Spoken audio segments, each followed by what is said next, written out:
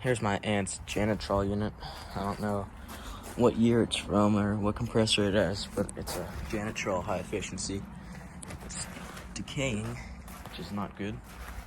I don't know where the model number is. I looked already. It's a weird liquid line.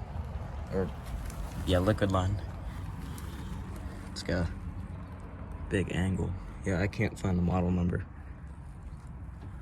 So, yeah, there's my aunt's Janitrol unit.